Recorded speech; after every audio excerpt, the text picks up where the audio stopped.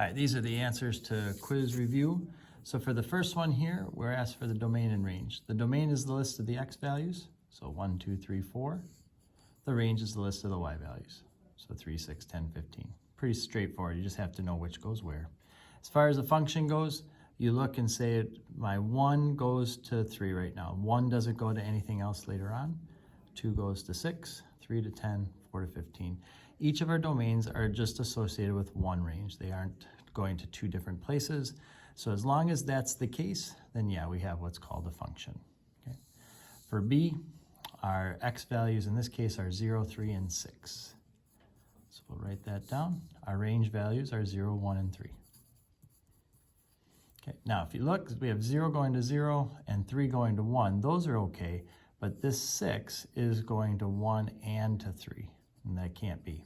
And I kind of even got a little clue here. This is not a function. Can't have that 6 going to two different ranges there. Okay. For here, again, the x values are our domain. So 5, -3, -1, 0, 4. I'm going to put them in order. You don't have to. I would accept either way, but I'm just going to go ahead and put them in order there. And as far as the range goes, I see we have -4, we have 5, 6, and 8. Okay, 5 is going to 6. 5 doesn't show up later on doing anything silly. -3 goes to 8. It doesn't show up later on. -1 to 6, 0 to 5, 4 to -4. All of those being good, yeah, that's a function. Okay. And then for D here, if I look at this point, this is the point 1, 3. This is 2, 1, 3, -1, 4, 2, 5, 0, and 6, 6. All right, so my domain is 1, 2, 3, 4, 5, 6. I used each and every one of them, okay?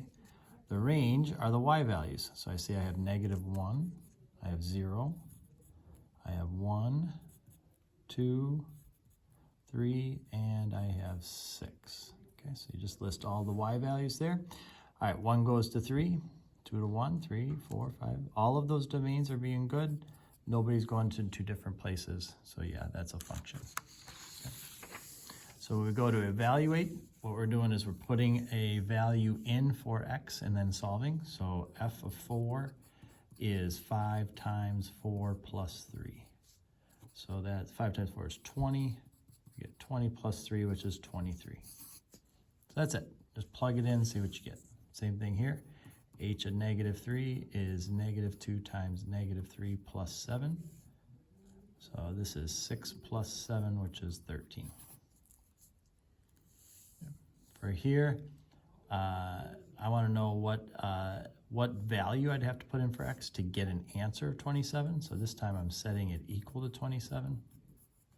Subtract 7 and divide by 4, and we get x equal to 5.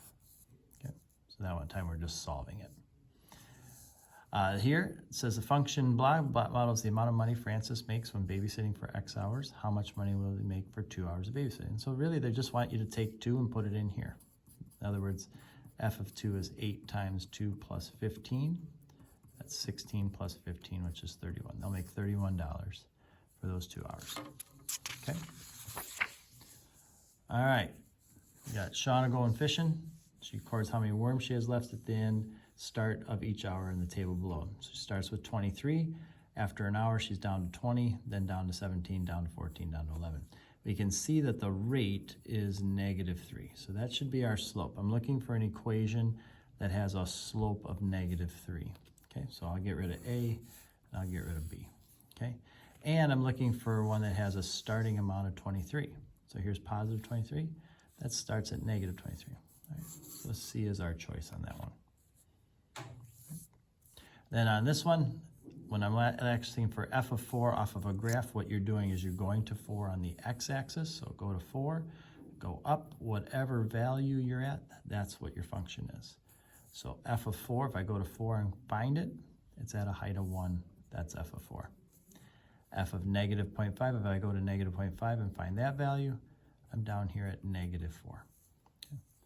And then this says, well, what x values would make a height of -3? So now I'm looking for the height of -3. I find it right here. That's when x equals 2.